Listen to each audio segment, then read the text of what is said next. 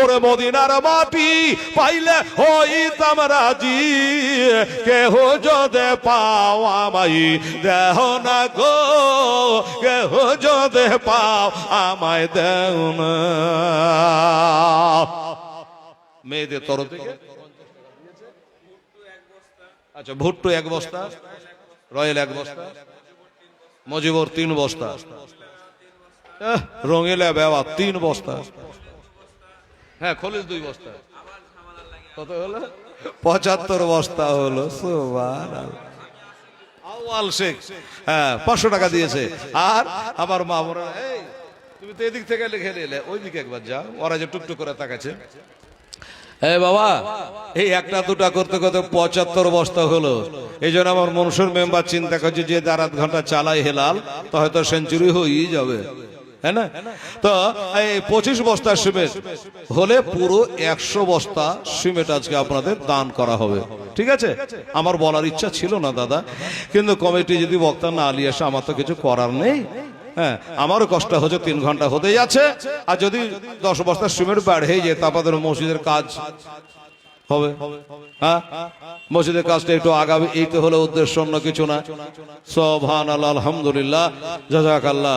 ইমাম সাহেব উঠে গেছে, যা আর পারা যাচ্ছে না।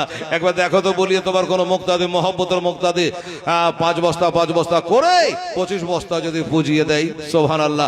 আরে কত হাজি হজে গেল আমার নবীর দেশেতে, ওরা ইচ্ছা মতো দেখলো তারা নিজের চোখেতে, নবী এমন দেশখানা গেলে আসতে চাহে না, ডাক তো নবে তোমার রওজাতে, ডাক নবে তোমার রওজাতে। ওরে মদিনার মাটি পাইলে হইতাম রাজি, আমি মদিনার মাটি পাইলে হইতাম রাজি, কেহ যদি পাও আমায় দেহ না গো, কেহ যদি পাও আমায় দেও না। ঠিক আছে, বেনামে ছেলে আমার 500 টাকা দান দিয়েছে বাবু। নারে তাকবীর, নারে রিসালাত, মাসলাকে আলা হযরত জিন্দাবাদ। 500 টাকা দান করে দিয়েছে। আল্লাহ তাআলা তুমি কবুল করে নিও, মনস্কামনা আল্লাহ পূর্ণ করে দিও। বাবা দোয়া রাখবেন ইনশাআল্লাহ আজি সবার জন্য। 75 বস্তা সিমেন্ট আপনারা দিয়েছেন, জানি না আল্লাহ কত বস্তা এই বছরে, এই 2025 ভালো হও না হয় ভালোর সঙ্গে হও, কথা বলে না। কোরআন বলছে তোমরা সত্যবাদীদের সঙ্গে হয়ে যাও। বাবা গো, আমার মা বোনেরা, আমার নবী পাক সাহেবের লাওলা দুনিয়াতে আসার পরে বাবা নিজের আব্বা জানকে দেখতে পান নাই। আমার বড় পীর গাউসে পাক দুনিয়াতে আসার পরে বাচ্চাকালে অল্প সময় নিজের আব্বা জানকে বাবা হারিয়েছিল। আচ্ছা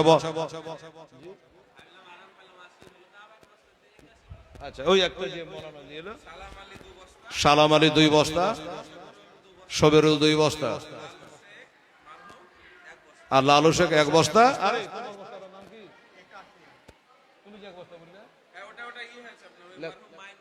ওটা লেখা হয়েছে, লেখা হয়েছে, হ্যাঁ 81 বস্তা হয়েছে বাবা। সুবহানাল্লাহ, আলহামদুলিল্লাহ। হ্যাঁ 81 বস্তা হয়েছে বাবা। পারলে আমি জোর আর করবো না। বিসমিল্লাহির রহমানির রহিম। বিসমিল্লাহতে 19টা হরফ আছে বাবা গো। মাগরিবের নামাজ পড়ে 19 বার করে বিসমিল্লাহির রহমানির রহিম গণবে।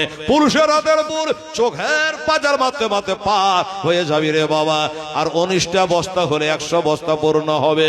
আমার মা বোনেরা চাপ দেব না মা, এই জন্য যে আপনারা অনেক দিয়েছেন, ভাইয়েরা দিয়েছে বাবা। 10 বস্তা, 5 বস্তা, 20 বস্তা পর্যন্ত দিয়েছে। আর 19টা বস্তা যদি আপনারা মিলে জোরে কেউ পারেন তো একবার চেষ্টা করে দেখে। আমার আল্লাহ তাআলা কোরআন পাকে বলেছে, লা তাকনাতু বিরহমাতিল্লাহ, আমার রহমত থেকে যেন নৈরাশা হইবে না।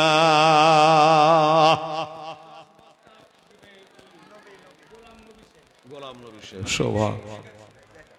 আচ্ছা 10 বস্তা, নারে তাকবীর, নারে রিসালাত, গোলাম নবী সাহেব জিন্দাবাদ। সুবহানাল্লাহ। 10 বস্তা তাইলে কত হলো? এই কত হলো জি? তো বলছেন না কেন? মনে হচ্ছে বললেই চাহাবে, তার লেগে বললো চাহাবো, না বললো চাহাবো। আচ্ছা আপনাদের জানা আছে বাবা আলেমেরা বসে আছে। আমার বড় পীর সাহেব কত বছরে ইন্তেকাল হয়? এই মুসলমানেরা, আমার বড় পীর সাহেব 91 বছরে বাবা ইন্তেকাল হয়। আর 91 বস্তা সিমেন্ট আপনারা দান করেছেন বাবা। বড় পীর সাহেব কি বলছিলাম বাবা, দেখেন আমার নবী পাক দুনিয়াতে আসার পরে বাবাকে দেখতে পেন, মার পেটে দেখতে বাবা হারা নবী ছিল, জানেন তো? আমার বড় পীর সাহেব দুনিয়াতে আসা অল্প দিনের মধ্যে নিজের বাবাকে হারিয়ে দিয়েছিল বাবা। এবার একটা কথা আপনারা উদাহরণ দিয়ে বোঝাই, উদাহরণ দুনিয়াবি নয় রে বাবা। ঠিক আছে, বেনামি ছেলে, হ্যাঁ 500 টাকা দিয়েছেন, তা ওরা করে দেবেন খোদা মরে আর মা, আর দোয়া করি খোদা দাতাদের কারণ না, তারা দান কবুল করো আপে নিরঞ্জন। 500 টাকা দিয়েছে, মাশাআল্লাহ সুবহানাল্লাহ।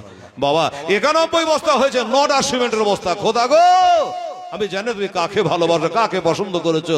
এই 9টা সিমেন্টের বস্তা দেওয়ার জন্য আমার গোলাম নবী যেমন একাই 10 বস্তা দিয়ে দিয়েছে বাবা। 5 বস্তা 4 বস্তা দুজনাই না হয় একজনাই গোলাম নবীর মতো 9 বস্তা দিয়ে বাবা 100 বস্তা করে দেন। আমি কসম করলাম আর 1 বস্তা চাইবো না, এমনি দিন আপনার ব্যাপার। 9 বস্তা দিয়ে পুরো 100 বস্তা করে দেন, ঠিক আছে?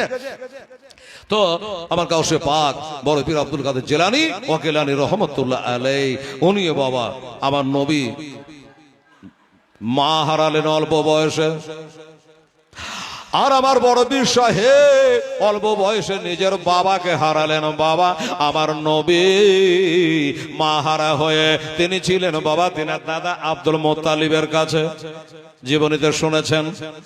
আর আমার বড় পীর সাহেব তিনি বাবা হারা হয়ে আর তো কেউ নাই, 2টা ভাই বাবা। মা জননী তার দেখভাল করে, আর তিনার নানা ছিল বিরাট বড় লোক ব্যক্তি, ওই হযরতে আব্দুল্লাহ শমী রহমতুল্লাহ আলাইহি, উনি বাবা তার দেখভাল করলো।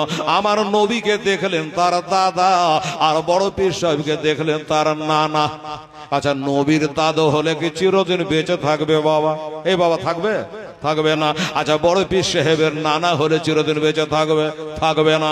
ও বাবা গো, আমার নবী যেমন 8 বছর বয়সে নিজের দাদাকে হারিয়েছিলেন, আমার বড় পীর গাউসে পাক তেমনি অল্প বয়সে নিজের নানাকে বাবা হারিয়ে দিল গো। এবার দাদা হারা, নানা হারা, বাবা হারা। আমার গাউসে পাকের আম্মা যা তিনি 18 পারা কোরআনের হাফেজা। তবে একটা কথা বলি বাবা, মেলা বক্তা ওয়াজ করে যে বড় পীর সাহেব মায়ের পেটে থেকে 18 পারা কোরআনের হাফেজ হয়ে দুনিয়াতে এসেছিলেন। মৌলবীরা ওয়াজ করে যে একটা মক্তবে ওনাকে ভর্তি করা হলো, তো ওস্তাদ বলছে যে বাবা পড়ো, তো বিসমিল্লাহ বলে পড়তে যে 18 পারা পড়ে নিল। তো ওস্তাদ জিজ্ঞাসা করছে যে এটা বাবা তুমি কোথায় পড়েছো? তো বললো যে আমার মা ছিল 18 পারা কোরআনের হাফেজা, আমার মায়ের পেটে থেকে মুখস্থ করে নিয়েছি। এই ওয়াজটা আমি কেতাবে খুঁজে পানো না। এই ওয়াজটা মেলা বক্তাতি বকছে, বুঝলে, কিন্তু এই ওয়াজটা আমার নজরে কোনো কেতাবে পড়লো না যে বড় পীর সাহেব মার পেটে থেকে 18 পারা কোরআন মুখস্থ করেছে। এর প্রমাণ আমার কাছে নেই।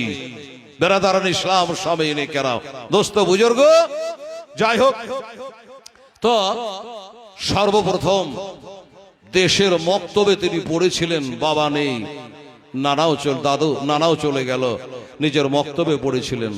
সুবহানাল্লাহ। বেশি বলবো না। আমার বড় পীর সাহেবের বয়স যখন হলো 18 বছর। আচ্ছা, একটা আপনাকে হিসাব করাই, সিমেন্ট লাগবে 9 বস্তা, তাই তো? আর বড় পীর সাহেব পড়তে যাবেন বাগদাদ শরীফের বয়স হলো 18 বছর। তো যদি 18 বছর বড় পীর সাহেবের হয়, আর তাহলে ওনার মায়ের বয়স কত হবে?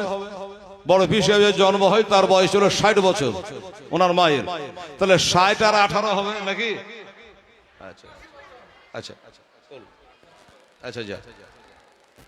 এখন বর্তমানে বড় পীর সাহেবের বয়স হলো 18 বছর, আর ওই যখন জন্ম হয় তখন তার মায়ের বয়স হলো 60 বছর। তাহলে কত হলো? 75, 76, 77, 78 বছর হলো। এবার বাংলাতে বুঝিয়ে দিলাম, মা 78 বছরের মা বৃদ্ধা হবে কিনা, বয়স্কা হবে কিনা? আমার গাউসে পাক বলে মা আমি একটু বাগদাদে যাব পড়ার জন্য। ছোট করে বলি, বলে ঠিক আছে বেটা, পড়তে যাবি হাদিস ও কোরআনের বাণী, আমি তোকে বাধা দিতে পারবো না, আমি তোকে নিষেধ করতে পারবো না রে বেটা। ও বাবা, বাবা নেই, নানা নাই, মা বৃদ্ধা মা, আল্লাহ আল্লাহ হাদিস কোরআন শিখতে যাবে, কি করে তাকে আমি নিষেধ করি, কি করে মানা করতে পারি? মাশাআল্লাহ, নারে তাকবীর, নারায়ে রিসালাত, উলামায়ে আহলে সুন্নাত। আজকে জালসার প্রধান বক্তা সাহেব, জোরে বলো জিন্দাবাদ। হযরত আল্লামা